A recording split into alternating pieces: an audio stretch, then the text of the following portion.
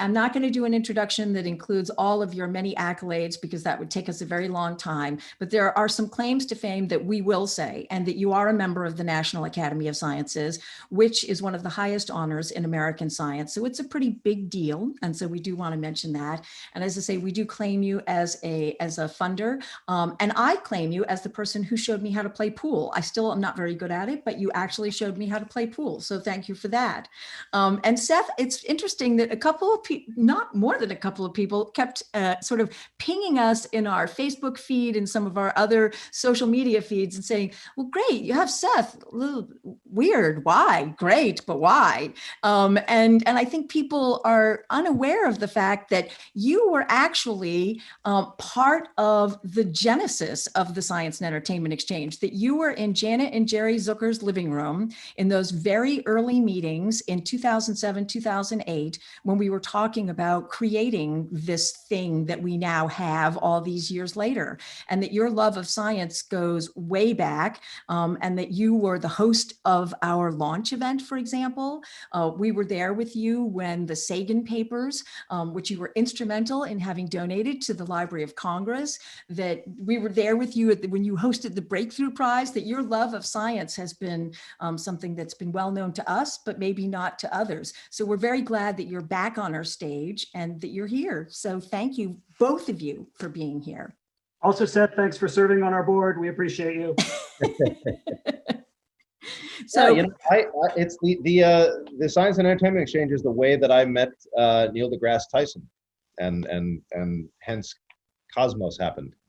Well, we're very proud of both of you and our affiliation to you. But now Rick and I are going to get out of here. So Jesse and Dempsey, take us away, and we'll let you two do the rest. That's great. And Seth, my appreciation, you hosted an event about 10 years ago. That's how we first met. And I'm just a lot older then. You're just a lot more creative. I remember discovering that scientists are not necessarily the best audience for shtick. Oh, I don't know. I think you opened up with something saying that you were at least encouraged that the president of the National Academy of Sciences enjoyed a good fart joke. And I think that's always true. Yeah. It's still science. It's right. It is. There's going to be a paper on that, I'm sure, sometime soon. So what do you want to talk about today? Oh, that's right. This is a conversation. We could talk about your book. What's the premise of the book is it's chance, it's fate, it's accidental happenings in a cosmic sense. Yeah. That's a pretty broad canvas. It is. I think it's still an underappreciated aspect of life. And it's kind of why I wrote the book, was that I don't think that the average person realizes, especially how much science has learned about random events that have had a huge impact on life on Earth, on our species, and how much chance plays a role in our natural lives every day, and really from conception. When you hear people say everything happens for a reason, do you just kind of like wince a little bit? Yeah, well, I do wince. I understand it, but I'd like them to open up to the possibility that not everything happens for a reason, and that chance. You're much more diplomatic than I usually am, but yeah. Yeah, well, that's maybe the balance that we're going to have here. You don't need to be diplomatic. You're an entertainer, but you're in the book. So this is perhaps why this conversation is happening too, is that I opened the book with a story about you. So what I tried to do in this book was pair stories about sort of events going on in life on the planet, et cetera, with things at a little more individual, personal level that really underscore how much chance influences our lives. And you have a hell of a story to tell if you're willing to tell it. And maybe we start on September 10th, 2001. Mm-hmm. Yeah, I mean, I was booked on the first plane that hit the World Trade Center. It was American Airlines Flight 11. And I missed it by probably about 10 minutes for two reasons. One, I was drinking the night before and was relatively hungover, which at the time was maybe not such a chance encounter, more a regular encounter. But I also had a travel agent who mercifully screwed up the departure time and wrote 8:15 when in fact the flight left at 7:45, and so I was late. And you know, in subsequent interviews, I've been asked about it a number of times, and I've joked that I'm always the most disappointing person with that particular story to talk to, because I do think it was a chance happening. Coincidences do happen. I've missed a lot of flights. I had been late to a lot of flights. This was just the latest in a pattern of tardiness.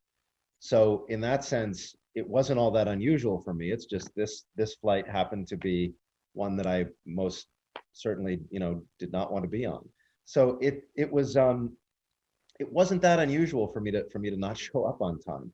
And the other way to look at it is, look, every flight that takes off, I would assume just about every flight that takes off anywhere in this country or around the world at any time, somebody's late. Probably somebody misses it for one reason or another. I don't know what the odds are. I'm just a cartoonist, but I would guess that it's not that uncommon. And so it's thanks to chance that it's me as much as anyone else. So I guess that's sort of the way I look at it. Well, I learned there was another facet to this, which was that Mark Wahlberg was at one point also booked on that flight, but made alternate plans. Yeah. And years later, 11 years later, I think, you teamed up with Mark Wahlberg and made Ted. Mm-hmm. Some who think that everything happens for a reason might think that you missed that flight and he missed that flight so that our lives would be enriched by a trash talking teddy bear. What do you think? But that requires the belief that God has an investment in the Ted franchise, which I think is probably not likely. Well, the reason I opened with that story is because that 30-minute interval, I thought about another day in history, but 66 million years ago. When everyone's familiar with this story, that an asteroid struck the Earth about 66 million years ago, but in the 40 years that geologists and ecologists and all sorts of scientists have been working on this, we've come to understand more and more just how unusual that impact was, and of course, how great its influence was on the fate of life on Earth. And the gist of it is that this asteroid that struck the Yucatan, it was quite a detective story, one of the great discoveries of the 20th century by Walter and Luis Alvarez, and quite a radical proposition at the time. But now we've got kind of all the smoking crater and all that sort of evidence. We understand it. The extinction boundary and the impact boundary and the rock record are absolutely coincident. And actually, my little piece of show and tell today is I brought a little piece of rock from a Texas riverbed that is a mixture of ejecta from the impact and tsunami wash, because the tsunamis came across the Gulf of Mexico at about 150 to 300 feet high, and those deposits are visible in Texas 66 million years later. Yeah. So pretty wild. But you're showing your ejecta to the world. That's right. Exactly. So here's the deal, though, Seth. With the Earth turning at 1,000 miles per hour, had that asteroid, which had probably been circulating the solar system for 4 billion years, had it entered 30 minutes sooner and landed in the Atlantic, probably no mass extinction. 30 minutes later, lands in the Pacific, no mass extinction. Because the rock in the Yucatan. Does an asteroid impact have to hit land in order for it to create that kind of destruction? If it that's news to me. If it lands in the ocean, it's actually the right kind of rock, because the rock in the Yucatan, which was continental shelf, so it was hitting ocean and rock, and exposed rock, but the rock contained a certain mixture of sulfate and carbonates, and when that's vaporized into the plume, that's the stew that was a mixture for mass extinction, acidification of the oceans, and the reflection of sunlight back so that the Earth goes dark and probably for 10 to 30 years shuts down photosynthesis and food chains collapse, et cetera. So, and geologists estimate that only about 1 to 13% of the Earth's surface has the right combination of rocks that, if hit, would cause a mass extinction. Oh, wow. And that's the largest impact we know of in the last 500 million years. And as you know, that took out not only the dinosaurs, took out 3/4 of all species.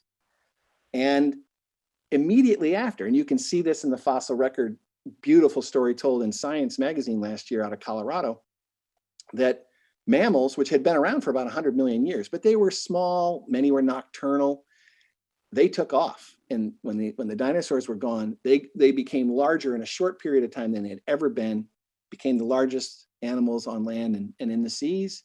And of course, the branch of mammals, primates, arose, gave rise to us.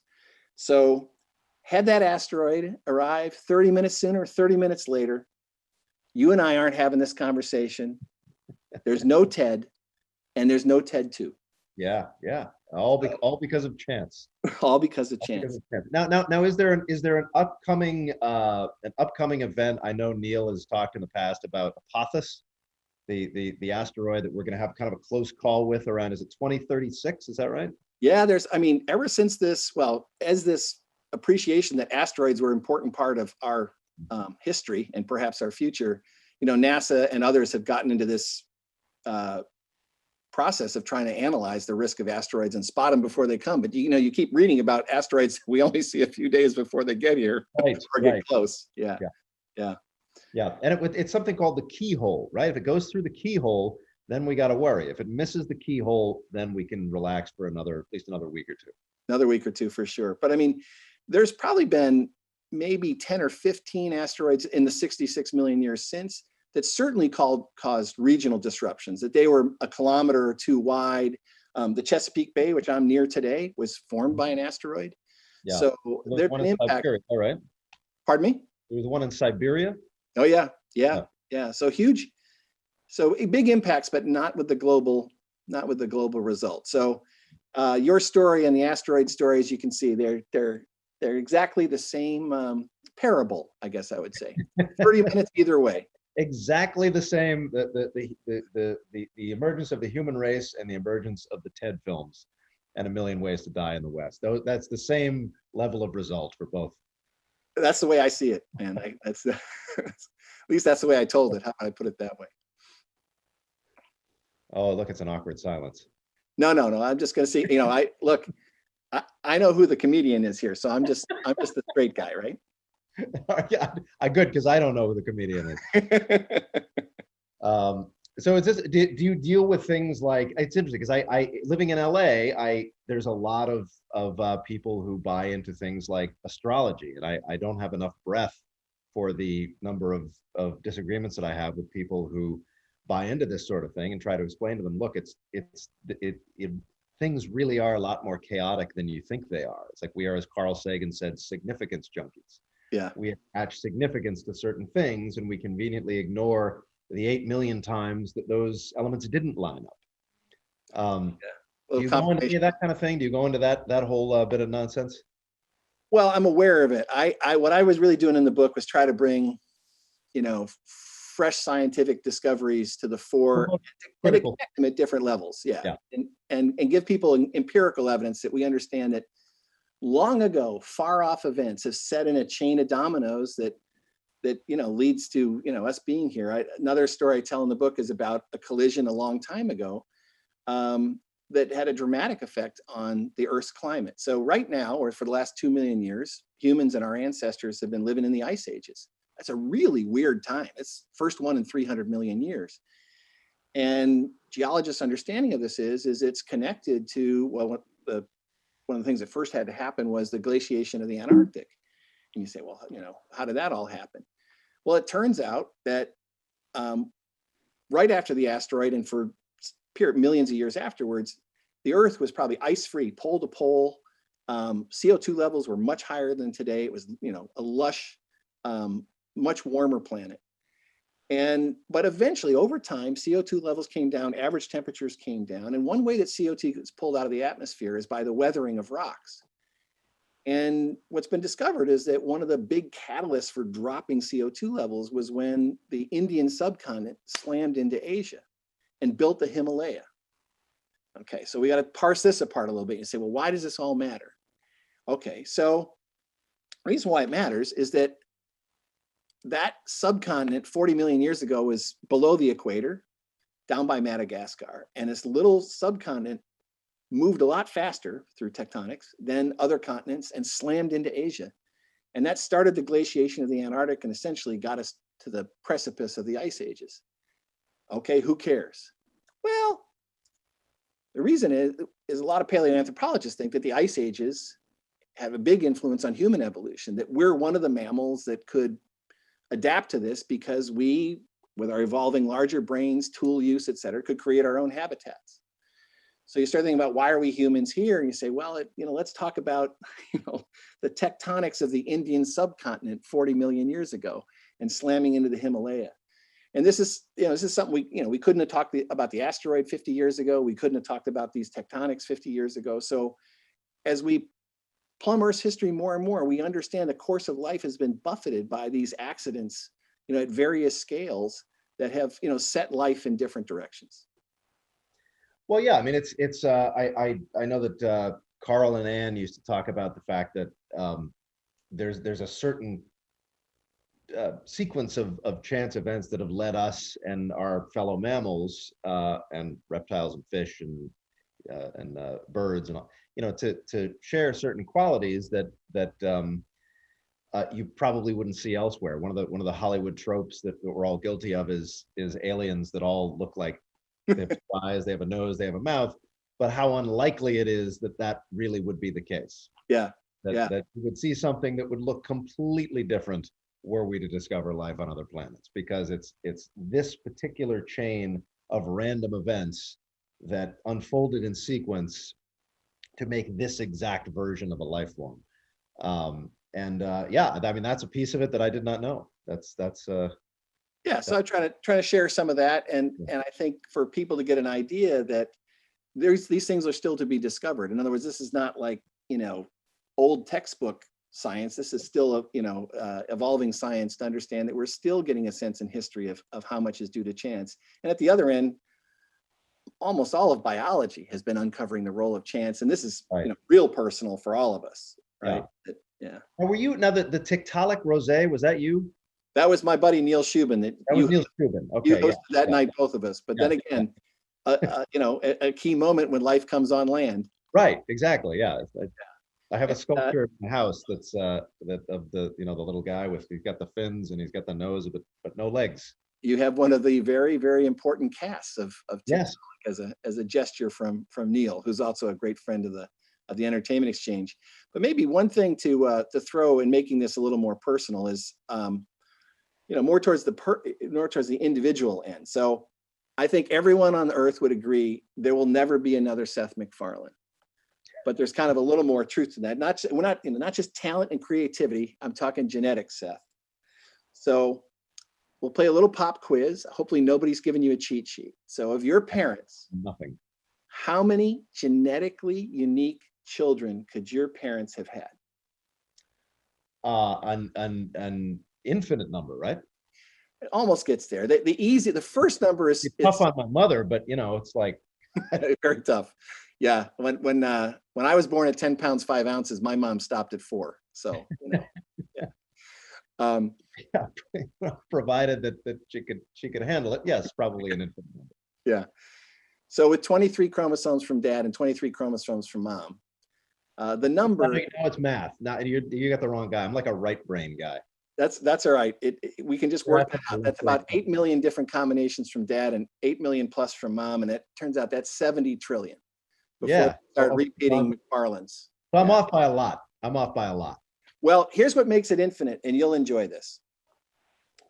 Because that's really just the sorting of chromosomes. There's other genetic mechanisms at work, and every one of those MacFarlanes would be carrying 20 or 30 new mutations that were not in mom or dad and different from each other.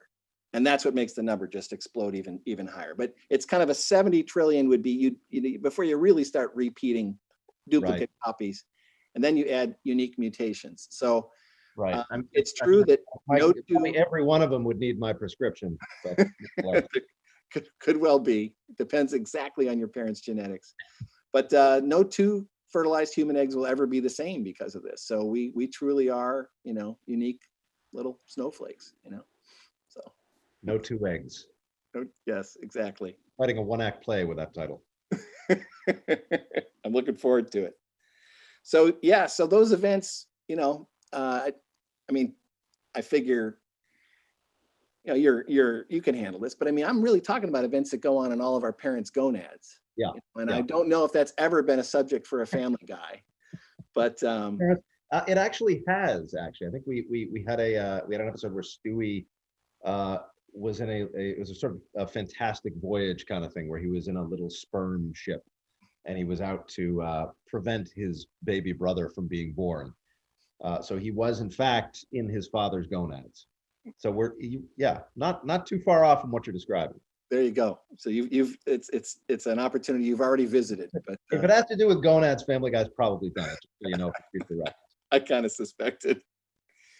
So, this is about the science and entertainment exchange, Seth, and I want to turn a little bit because this is all about how, I think from the scientist's point of view, it's like, well, how can we get more science and entertainment? But I'm also going to come at this from the viewpoint of how can scientists understand a little bit more of the power of entertainment? And you've shown us how this works in so many different ways.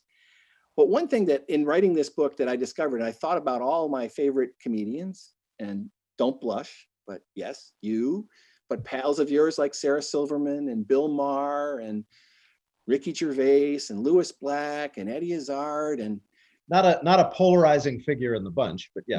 No. But look, you all have something in common, which is you all are very much on the record of not thinking that everything in life, has a reason, but that the world is driven by chance. And not only that, you express that in your work.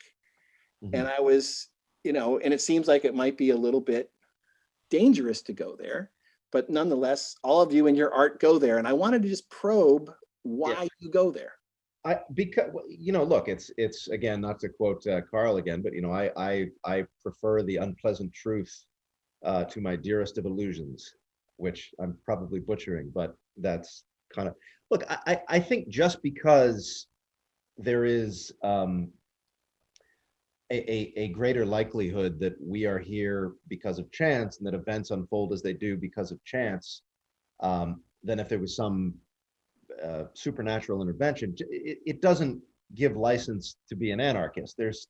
We are here, so there is still a responsibility to forget about how we got here. We're here, and there's a responsibility to make the most of our civilization and our culture and the future of our species. I think oftentimes that people who believe in or rather acknowledge the likelihood of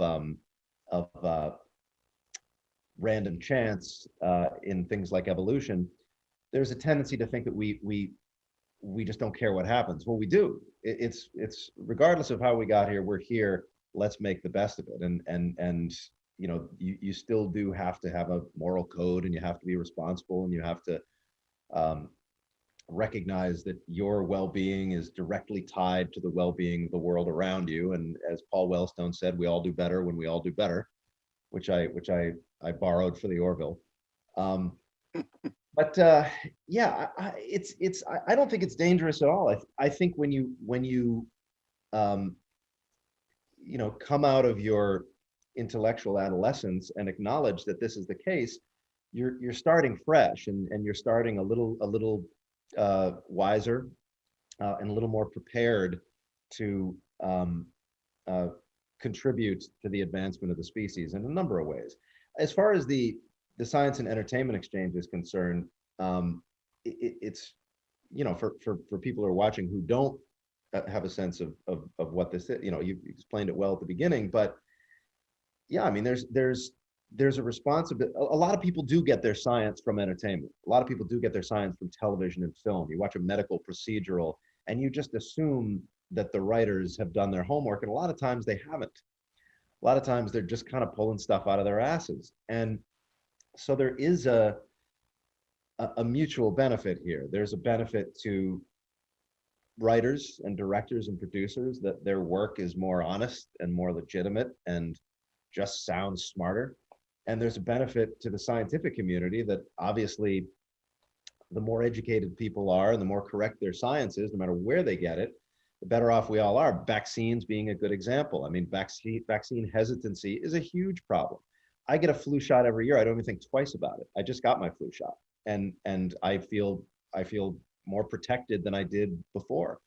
I know a lot of people, I don't have enough fingers to count, people who just won't do it. And no matter how many arguments and reasons and facts that I present, you just can't get through to them. And that's a big problem. because I mean, that's basic science. Immunization is it's a gift. I mean, it's one of the greatest achievements in medical history. And if we can't get everyone on board with that, we got problems. So that's why I think this organization it continues to be extremely necessary in this climate. Well, in the beginning of your answer and quoting Sagan, you hit something that for me, I mean, I just have to confess my, I don't know, naivete or just stupidity that when I watch your work, or, I'm a Monty Python, like so many people in the world, I'm a Monty Python fan. I love stand-up, etc. They're making me laugh. But I actually asked Eric Idle the question I just asked you. Why do all of you, bring this? And he said, quote, comedy is telling the truth. It's the emperor's new clothes. Everything is on the table. And then I started, scouring interviews with all of you, and this just kept coming up. And I don't know, I'm curious of were you a Kurt Vonnegut fan in your early days? Yeah, to some degree, I felt the need to educate myself somewhat because my father looks just like him. But I'm less versed than I should be, but Slaughterhouse-Five and Timequake and certain of his books I'm familiar with. Yeah. So, as early as 1959, he's really talking about sort of chance existence. And he said about humor, he said, I'll give you this one too. He said, the telling of jokes is an art of its own, and it always rises from some emotional threat. The best jokes are dangerous because they are in some way truthful. Mm-hmm. So I kept hearing this about truth and thinking of, artists like yourself as truth tellers, that's what you're doing through your art. It just had not. That's why everyone's always mad at Dave Chappelle, because he's getting laughs because he's telling the truth. Telling the truth. Yeah. Yeah. So, I mean, you do it in a variety of ways. Obviously, I would say, not that I'm a formal critic, but I mean, satire is heavy in Family Guy, but maybe allegory more so in the Orville. Mm-hmm. And so do you want to just talk a little bit about, when you get an idea and you're like, maybe you don't want to tell us where your ideas are coming from and what you use these outlets for, but nonetheless, it seems apparent that you have things to say. To me, the balance is always, the entertainment value has to be there. If you're just on a soapbox, you're not doing your job as an entertainer. Screw it. Just quit your job, become a politician, run for office. So there always has to be a sense of storytelling there. And Family Guy and the Orville do it in very different ways. Family Guy does it in a more cynical, nihilistic sort of way, and the Orville does it in more of a hopeful, blueprint kind of way. It gives you an idea of what we could achieve if we do things right, rather than being a cautionary tale of what's bound to happen if we continue on our current path. So with something like the Orville, look, it's a classic sci-fi mechanism that you take an issue, you couch it in a fictional world so it doesn't feel like you're preaching to your audience, and then you make the point that you want to make. From a writing standpoint, that's great fun, and not only is it a great source, an endless source of creative inspiration, but it also makes you feel like you're doing some good in a way that might actually make a difference. I mean, look, when I was a kid watching shows like Star Trek, like, it mattered that those phasers were on stun, unless they had to be unkilled. I was 10 years old, and that resonated with me. And that's kind of a power, to this day, if I find a spider in my house, I can't kill, I got to catch it and put it outside. I can't kill things. And I think part of that can be traced back to this blueprint of a morality code of that series that said, no, you don't kill unless you have to. And so that's the power of that medium. And I think it's been a little lost, honestly, in recent years. I think Hollywood's gotten a little caught up in the dystopia of it all, and who can scare us the most and who can freak us out the most. And as a medium, or as a genre rather, the fun of it is more in the inspirational value. as opposed to I mean, anyone can depress you, but it takes a lot more work to give you hope. That's beautiful. And the role of humor, right? I mean, that makes the truth go down more easily, doesn't it? It does in many cases. Yeah. And that's, I mean, look, like George Carlin's another great example. I mean, great truth teller, very ahead of his time, and was always making a point. Was never just about the jokes. So you've got science fiction and cartoons and songs, so you think maybe scientists have something to learn about how to make a point? Well, very good question. That's you could probably have a whole seminar on that and still not get to the bottom of it. I do think that the number of science communicators that we have out there in the world spreading that message of critical thought is essential. I mean, obviously Carl was the king. Obviously Neil's doing that. You're doing your part. Bill Nye. There are people out there who are really making an effort. I think we can always use more of them, and I think when they come along, the power that they have to inspire people is worth its weight in gold. I mean, the fact that a show like Cosmos was on network television, Fox of all places, and made the kind of impact that it did, and propelled Neil, obviously was already fairly well known, but propelled him to a different level, is the more of that, the better. Hugely inspiring. I mean, when I talk to, I mean, look, even dealing with our return to the Orville and trying to figure out how to get back to work, even talking with our epidemiological team is fascinating in and of itself. I mean, it's something I would be interested to do even if we weren't trying to get production off the ground. It's just interesting to talk to scientists. And, look, I think that's why you see most of America enamored with Dr. Fauci and less so with Trump, thank God, is that he has something to say. He has something to say. Yeah. So I'm going to do another Vonnegut quote because I just want to attribute it properly, but he mentions sort of Shakespeare style, which was Shakespeare knew after a lot of heavy stuff to, bring in a clown or Falstaff or whatever to sort of lighten things up. And I was thinking with, we scientists, what do we usually bring after the heavy stuff is more heavy stuff. Yeah. Right? And then we sort of think that if you could only know what is in our heads, everything would be okay. And it's kind of all head, no heart, not a lot of emotion, not a lot of humor, but I see a lot of scientists making the effort. A lot of scientists now are making the effort. I mean, you see videos of seminars, and there is but you can't be good at everything. It's. I mean, if you're a great astrophysicist, or if you're a great epidemiologist, or you're a great biologist, you're a great chemist. That's enough.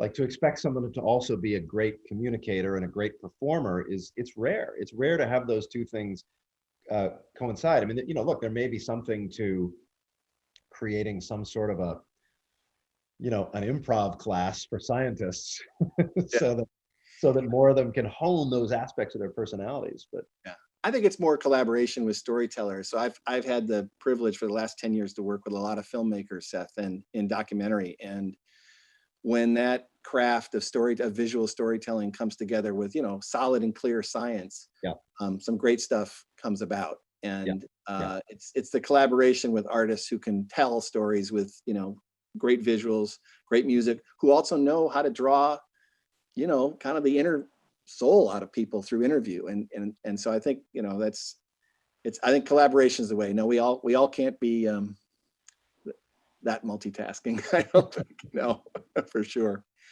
I'm getting a little signal, as you may be as well, Seth, that there's a lot of folks tuning in, would like to ask some questions.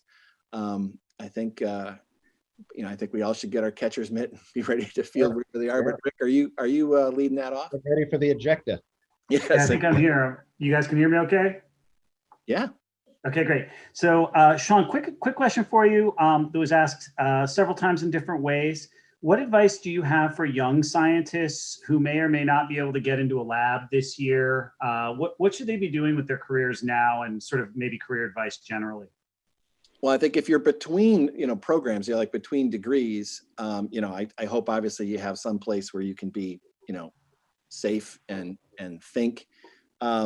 It's a time to, catch up on your reading and certainly also to get out into nature. One of the few things we can do is get out into nature. And for me and for many of my colleagues, that's really inspiring.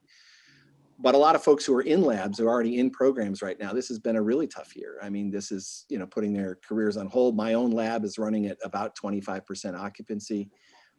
So that just really decelerates discovery. So, I'm an optimist. I suppose I'll say this on the record. I'm an optimist that the vaccines are coming and that, by summer of 2021, I'm hoping that movement and all that is more possible and people can get back into science. And I hope that maybe this whole experience of the world being paralyzed for a year might mean that we'll put a value back on science. If I'm on my soapbox for a second, Seth, Do it. dismantling the EPA, the FDA, and the CDC is not making America great. So Yeah. there's a lot of rebuilding to do. Yep. Couldn't agree more. Couldn't agree more.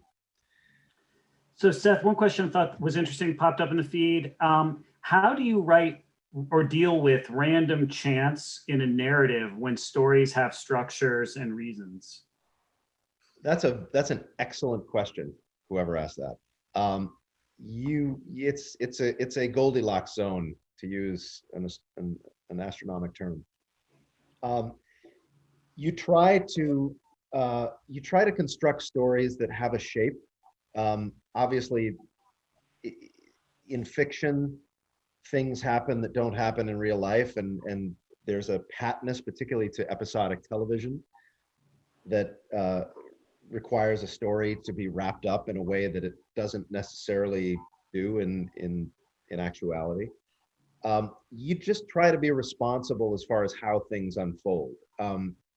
You don't say, "Oh, this happened because a ghost intervened," or this happened because of divine guidance.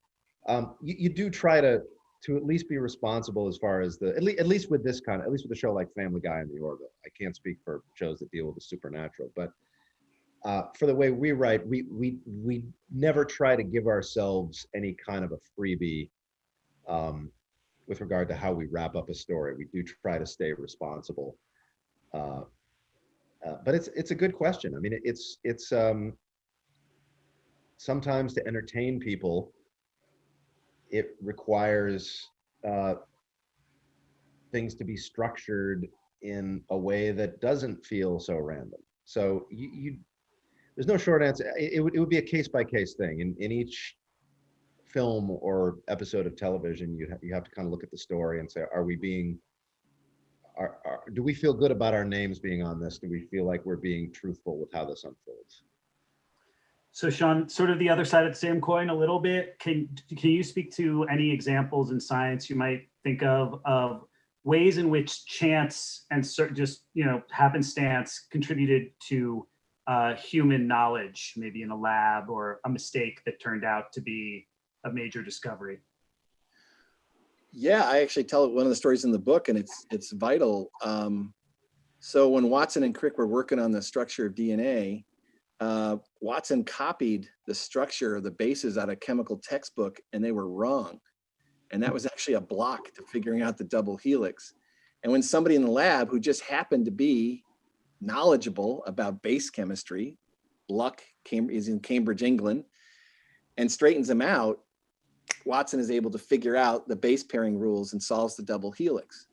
But then here's the deal. The fact that he went down the wrong road, because these bases exist in two alternative forms, and he was trying to make models with the very low abundance, rare form.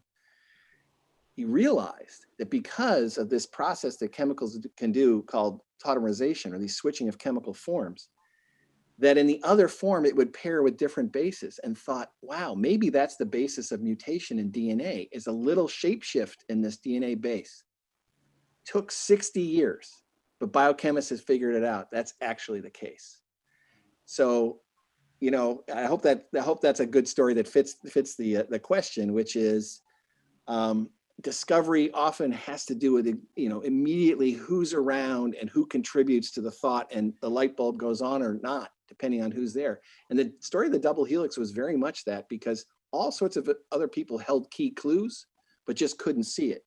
And Watson probably got the couple of extra sparks that not only got that, but then, put us on the path to understanding the root cause of mutation, and really understanding that mutation is a feature, not a bug in DNA. It has to do with the intrinsic properties that give DNA the properties DNA has. We kind of think of mutation as like something bad or something wrong happening, when it's really sort of built in. So Seth, you deal with a lot of science, both on Orville, but also on Family Guy. And I'm wondering, when you have a scientific topic that you want to explore, what are some ways you approach that research? How do you come at different scientific topics? We well, on Family Guy, oftentimes it's picking up the phone and calling the Science Entertainment Exchange. I've called Neil a number of times about physics issues that pop up now and then. With a show like the Orville, we have, for starters, we have Andre Bormanis, who is our science consultant on that show, who's with us every day. He'll either answer a question or he'll go do the research and talk to scientists, and I kind of, there's a whole writing entity that's responsible for that on that show, because you are dealing with things in many cases that are fictitious, but you want to at least create the sense that the premise was arrived at through a scientific road, as opposed to one that we're just making up. But it really just depends. I mean, we do on both shows try to be as accurate as we can. I haven't worked at Family Guy. I haven't written on Family Guy in a while, so I can't speak to the past 10 years or so. But certainly on prior to that, and certainly on the Orville, we do try to make sure that even the most outrageous premise has some basis in something that is knowable now. Even if we're taking it to the most absurdist hypothetical place, it does have to start. It does have to start in a place of reality. It can't start somewhere supernatural or and such. And what do you think sort of first influenced you to write about science? Is there like a teacher or a moment or some piece of media that got you interested?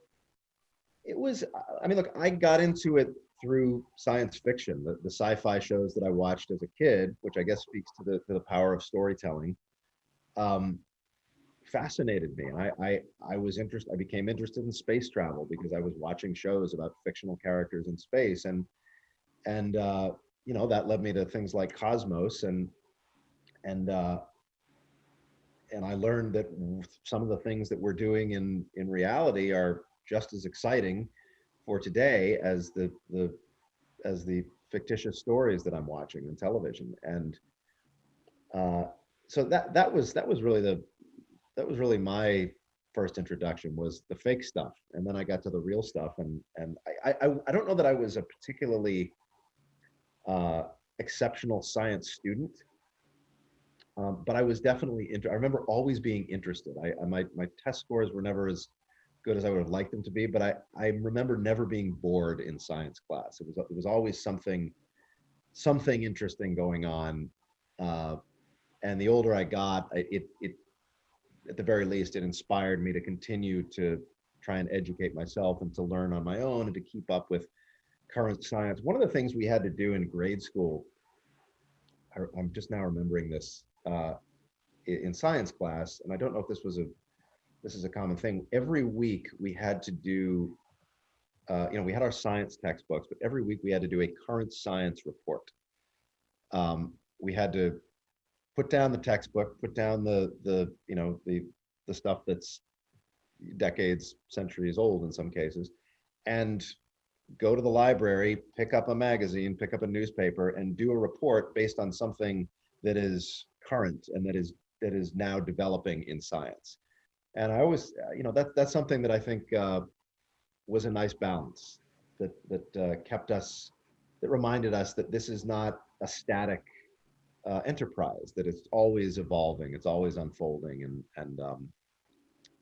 so I to this day I try to keep up as much as my tiny brain will allow. So Sean, I think this actually might end up being our last question, but I'm going to give you the same question kind of in reverse. What first got you interested in pursuing a career as a scientist? And then as a scientist, what got you interested in making movies? Well, career as a scientist, probably pretty easy. And I think for biologists is a pretty common story, which is, I just like critters. I discovered what was out there in the woods, and frogs and snakes and salamanders and all that kind of stuff. And I was just Critters starring Scott Grimes, really? Yeah, something exactly that.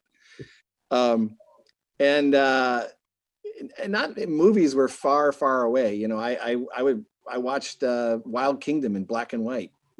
Growing up, that was my trigger. If Star Trek or something like that was Seth's trigger, for me, it was Wild Kingdom. If you remember, Marlon Perkins and Jim Fowler going around the world, and usually Jim getting chased or bitten by something.